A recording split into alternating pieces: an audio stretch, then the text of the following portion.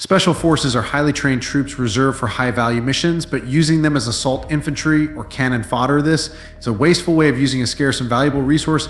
Yet this is precisely the mistake Russia made during its invasion of Ukraine under normal circumstances. Russian Special Forces personnel, the most highly trained members of the Russian military, were deployed in covert high-risk actions. These actions included even the order to capture or assassinate Ukrainian President Vladimir Zelensky. When the Kremlin launched its full-scale invasion, top commanders eager for momentum and skeptical of the prowess of their conventional fighters broke from this standard and ordered Russia's Spetsnaz forces into direct combat. Russian commanders over-relied on special units used as part of frontline infantry formations. This misjudgment on the part of the Russian commanders caused many casualties to the Russian SPNA. Of course, this was not the only reason the Russian Spetsnaz was also initially confronted by the Ukrainian Spetsnaz. It is known that Russian Special Forces Spetsnaz and VDV carried out an operation at Gamil Airport in March in the battle between the Russian Spetsnaz and the Ukrainian Shaman Battalion. It was the Shaman Battalion that emerged victorious, and at least 60 members of the Russian Special Forces were destroyed or captured at dawn on February 24th. The Russian VDV special unit paratroopers were told by their commander that they were going for training, but they suddenly found themselves in the middle of a war they never expected the Russian army had. Captured most of the strategic Gamil airport with Spetsnaz and VDV airdrops, but the Shaman Battalion, the fiercest unit of the Ukrainian Special Operations Forces, defended the area. In addition, together with the Shaman Battalion, Ukraine's 79 and 80th Air Assault Brigade stormed Gamil Airport and defeated the Russian Special Forces. The fact that Russian forces suffered significant losses in the Spetsnaz brigade was also confirmed by satellite images. Among the documents leaked last year were satellite images showing the base of the Russian Special Forces, according to the document. Before and after photos of a base used by the 22nd Separate Spetsnaz Brigade in southern Russia showed that only one of the 5 Russian Separate Spetsnaz brigades conducting combat operations in Ukraine was able to return. The others have clearly suffered significant casualties. One of the images was taken months before the invasion began, the other a year later, as officials say the 22nd and 2 other Special Forces brigades have suffered an estimated 90 to 95% attrition rate. Less than half of the brigade's Tiger tactical vehicles have been returned. The 22nd Separate Spetsnaz Brigade is suffering extreme attrition. Russia's mounting casualties are a loss of experience within its elite forces. Intelligence intercepts and leaked documents show that only 125 active personnel remain in the 22nd Separate Spetsnaz Brigade, and that it has lost almost the entire brigade. It is estimated that at least 2,000 of Russia's approximately 177,000 Special Forces Spetsnaz and VDV have been neutralized in Ukraine. Since elite forces are irreplaceable in the short term, it could take Moscow up to a decade to restore the Spetsnaz to its pre-war capacity. This represents a critical setback for Russia's strategic special operations capabilities against its closest rivals, indeed the Russian Spetsnaz have suffered heavy losses that will undermine their strategic utility for years to come. Nevertheless, SPNA's units remain. Moscow's go to force for challenging missions. Currently, there are some 177,000 Spetsnaz, but this number needs to be qualified. Spetsnaz is the Russian acronym for Special Purpose Forces, a term that describes specialized units of the Russian Army, law enforcement, and intelligence services. The term predates the First World War, but it was after the Second World War that Stalin created the first official SPN units. The Spetsnaz still includes soldiers with a 1-year tour of duty, but these soldiers are the best of the draft and usually have some pre-service experience from the military patriotic classes or the young army movement. There have been serious efforts to make the Spetsnaz an all-volunteer force, and while this has not yet been achieved, they are closer to this goal than the rest of the Army Special Operations Forces Command, and some brigades are now all volunteer, while other forces are probably 70% to 80% professional. The original Spetsnaz units were part of the Russian Chief Intelligence Office GRU and the Federal Security Service FSB. Today, several Spetsnaz units provide specialized troops to the Russian Army and law enforcement agencies as for their mission sets. SPN's units specialize in direct action, strategic reconnaissance, and irregular warfare. They usually have the best weapons and equipment in the entire high Russian armed forces. In terms of training, all Spetsnaz units are airborne trained in static line parachuting, but only the most elite are trained in free fall and can jump from very high altitudes. GRU and FSB Spetsnaz units are by far the most elite and professional. They are Tier 1 special operations units, and at least on paper, are similar to the US Army's Delta Force and the Navy SEAL Team 6. They specialize in direct action, human intelligence, cyber espionage, sabotage, and assassinations. Established in 1950 by the Russian Army to carry out reconnaissance and special missions in wartime and peacetime, the unit has successfully carried out missions in many different places from Afghanistan to Africa.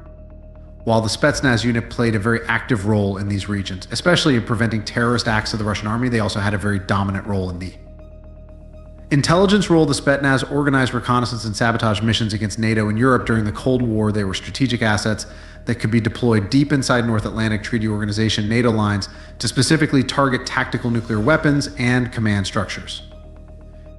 They therefore had to combine the capacity to be covertly deployed by land, air, or sea, and the capacities to be both reconnaissance and strike. This combination of tasks meant that although the forces were largely made up of recruits, even the best of them, they had to be able to act with far greater initiative than most other Soviet units. As a result, they played a disproportionate role in the Soviet war in Afghanistan, 1979 to 1989.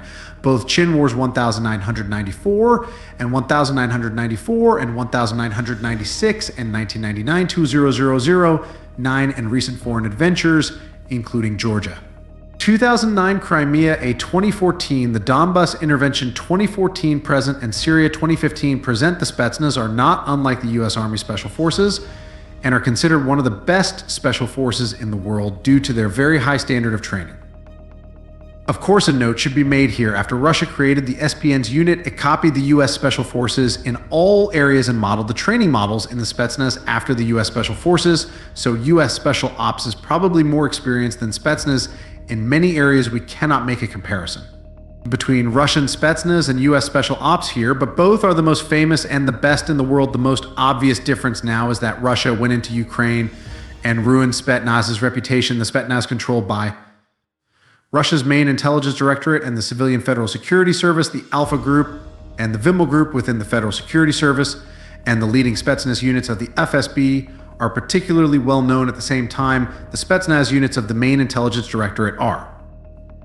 The oldest of these units, for 70 years, this unit has been serving Russia, playing a leading role in assassinations. In addition to these old special forces organizations, the Russian National Guard is the newest addition to the Russian SPN's ecosystem. And also one of the most politicized, Kremlin-oriented. The unit is often criticized for allegedly doing the government's dirty work, and is also known as Putin's arm and Putin's hands for its closeness to politics. The Spetsnaz are most effective and dangerous in scouting and sabotage missions. Thanks to their flexibility and capacity to deploy quickly and deeply, the SPNS remain the tip of the spear, used to scout and clear routes for their heavier and slower but more resilient regular comrades like any special force. They can hit hard but are dangerously fragile when they cannot rely on their usual assets of speed, stealth, and surprise. For example, when the nice guys, the Russian term for the so-called little green men, launched their main coup in Crimea, they were quickly reinforced, and in some areas they were replaced by regular mechanized forces of the 72 7th Independent Marine Infantry Battalion, 291st Artillery Brigade, and 18th Independent Motorized Rifle Brigade. Since 2014, the Spetsnaz have been used in various roles in Donbas, sometimes battlefield reconnaissance and combat support, but usually more political tasks. In particular, they or their counterparts in the Federal Security Service are widely assumed to be behind the assassinations of more independent-minded or otherwise problematic local militia commanders, but these deaths are officially blamed on Kiev, just as traditional battalion tactical groups tend to be composite forces drawn from several brigades. The Spetsnaz deployment appears to be made up of elements from several brigades, including the KSO's 346th, often no more than a platoon or platoon force. More generally, they continue their role in long-term, deepened battlefield surveillance and reconnaissance missions. Navy Spetsnaz also plays an offensive role in Northern European waters. Since the Cold War, the Northern Fleet's 420th OMAR PSN has trained for operations against NATO's sound surveillance system, underwater listening stations along the Greenland, Iceland, United Kingdom gap. Similarly, after an apparent hiatus in the 1990s and early 2000s, the 561st OMAR PSN of the Baltic Fleet is once again participating in covert operations in Baltic and Scandinavian territorial waters. This role in Northern European waters is not limited to naval operations. There is considerable evidence that Spetsnaz forces occasionally enter the Norwegian archipelago of Svalbard for reconnaissance, or simply to emphasize a point some in Moscow have pointed to territorial claims in Soviet times. Spetsnaz or their ancestors were often SC secretly deployed abroad to support insurgencies. For example, Republicans fighting Francisco Franco in the Spanish Civil War 1936-1939, various anti-colonial struggles, including Angola and Vietnam, and in Afghanistan, and an interesting reversal to Kremlin's current position that it is the true defender of national sovereignty against an interventionist, US-led unipolar world order means that it is more likely to send its forces to support standing, albeit often unpleasant regimes offering training, physical protection, and sometimes even war, but this role is now more likely to be taken on by Wagner-like or other Russian private military and security companies. With such support, Russia maintains a traditional, if initially informal Spetsnaz role Soviet doctrine assumed or at least declared that Moscow would never conduct insurgency operations, which it saw as a sin of the imperialist West. Of course, it often did, from crushing the Basmachi uprisings in Central Asia in the 1920s and 1930s to operations against partisans resisting annexations in the post-war Baltic states. 12, even in the case of Afghanistan, reality and orthodoxy spent a lot of time in competition, and the post-Soviet line was strikingly similar. As a result, many of Afghanistan's hard-won lessons were ignored and had to be relearned in Chechnya. As usual, at the heart of this process was the Spetsnaz, which generally had greater flexibility of thought and action. Moscow has finally come to terms with the fact that it must be ready for counterinsurgency and low-intensity conflicts, starting from the North Caucasus today to possible operations in Central Asia or beyond tomorrow. These roles and the new political commitment to actively support the sovereignty of allied states against external and internal threats result in the Spetsnaz taking on an increasing role in training and fighting alongside allied forces or demonstrating Russia's commitment. Some are specifically tasked with security for high-value officers and locations, but in general they conduct specialized operations, such as directing air and artillery strikes and rescuing downed Russian airmen. To put all this more clearly, the Spetsnaz have not lost any credibility within Russia after their failure in Ukraine. This is because their influence in the political sphere seems to be very significant. Therefore, under the wing of their leaders, their value will remain unquestioned. However, the Spetsnaz's move in the event of a disappointment for Russia at the end of the invasion is also eagerly awaited, because Putin has played all his cards on this war, and if he loses, he could lose everything he has, along with his seat. In the face of Spetsnaz's failure, the SBU, seen as Ukraine's secret weapon, is putting on a full show. The SBU is the dominant security service in Ukraine and is likely to continue to play a very active role in providing support to Ukrainian forces fighting Russia in this war and beyond. While its performance in the war to date has been largely hazy, the SBU's contribution to Ukraine appears to be undeniable. Even though Spetsnaz is now actively engaged in the region the SBU is still taking very serious steps on behalf of Ukraine in terms of intelligence. Even if it seems to have moved away from its mission definition, it is thought that the fate of Spetsnaz will be determined by the outcome of the war. The fact is that Spetsnaz is still very dangerous for Ukraine. So what does the defeat of the Russian Spetsnaz in Ukraine mean? The rapid elimination of Russian commando units by Ukrainian forces changed the dynamic of the war. From the very beginning, the rapid loss of Russian special units affected the rest of the war. Russia suffered losses in terms of both equipment and capabilities that it cannot easily replace. The Kremlin's ability to use covert tactics to support traditional combat operations was severely limited. The staggering losses suffered by Russia's special forces would make them less effective, not only in Ukraine, but also in other parts of the world where Russian forces operate. In other words, this war has led to the loss of Russian military power in various parts of the world. The problem was not only that Spetsnaz commandos and other special operations forces were assigned tasks that should have gone to conventional troops. The Russian military's pre-war focus on creating these elite formations also deprived the regular infantry of its best soldiers. The lack of effective line infantry units led to the deployment of Spetsnaz units, mostly as light infantry, which led to high levels of casualties among these units. Far fewer Spetsnaz were therefore available for special forces missions. The Russian Spetsnaz have fallen silent since the war ended.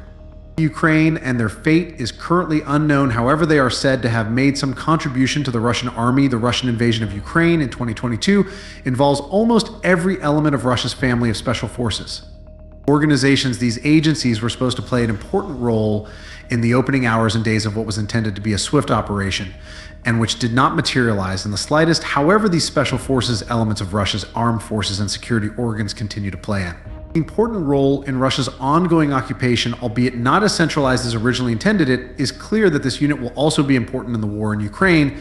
In the first hours of the war, various Spetsnaz units immediately entered Ukraine and began assisting in what was supposed to be a quick regime change operation. Specifically, the Ukrainian side claims that the unit, dressed in civilian clothes, roamed the streets of Kiev in search of the head of Ukrainian President Vladimir Zelensky. This operation is actually a skill that has become ingrained in Russian Spetsnaz units. Their political warfare skills set them apart from their American and Western counterparts. However, despite the wide range of activities that Russian Spetsnaz units undertook in Ukraine in the early days of the war, they were unable to bring the campaign to a quick end, and the Ukrainian government remained in power and functional. This has tarnished the reputation of the famous unit. It is very clear that the main thing that Russia has lost in Ukraine above all is its reputation. Russia has gone from being a world-renowned army with almost all its units to failing in everything and discrediting all of them or being outclassed by the superior capabilities of the Ukrainian armed forces, it turned out that the Russian army and its units are not to be praised so much recently as the war in Ukraine has turned into a duel of long-range missiles and drones. The function of the Spetsnaz units has lost its original role. Although there is visual evidence that Russian Spetsnaz units are still fighting in Ukraine, it is not clear what their role in the occupation is today. The use of such specially trained units in a simple infantry battle is simply absurd. Russia's waste of its elite troops will gradually affect the entire organization of the Russian army. Among those affected is the ability to train in unconventional tactics of warfare, since Russian military training camps will focus on special forces training soldiers who will be drafted into the army as part of Russia's planned future mobilization, may be sent to the front lines in Ukraine without proper training. We know very well that special forces units are a limited resource that cannot be easily replenished, much to the detriment of Russian commanders. However, there are two issues of concern here. The first is why the special forces in the Russian army were placed under the command of traditional commanders. Special forces soldiers should be under commanders who are trained as they are, who know the limits of what they can do, and who are capable of carrying out key operations that can turn the tide of war in their favor. And these troops must be completely independent of other troops. The other is what traditional Russian commanders have learned from what happened in Ukraine. Russian commanders should know how best to use these elite forces. With the Russian army bleeding every day, the capabilities of the special forces could have eased the pain of the Russian army. However, Russia may not be able or willing to risk using Spetsnaz units that can carry out major operations effectively again anytime soon. Thank you for choosing us. The events described above offer a profound reflection on the strategic, operational, and organizational challenges faced by Russia in its utilization of elite forces such as the Spetsnaz. The misuse and mismanagement of these highly trained units underscore critical lessons for military leadership and national defense strategies. First and foremost, the inappropriate deployment of special forces in conventional warfare roles highlights a fundamental misunderstanding of their purpose and capabilities. Special forces are designed for precision, covert operations, and missions requiring advanced skills, not for being used as infantry in prolonged battles. This miscalculation has not only cost Russia dearly in terms of lives and resources, but has also severely tarnished the reputation of its elite units on the global stage.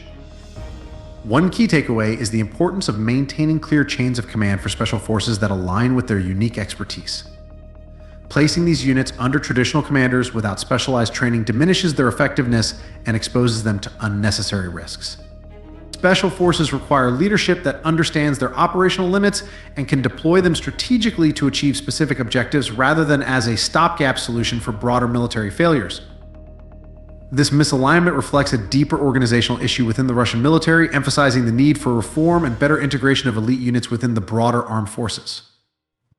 Another lesson lies in the dangers of over-reliance on elite units at the expense of conventional military training and preparation.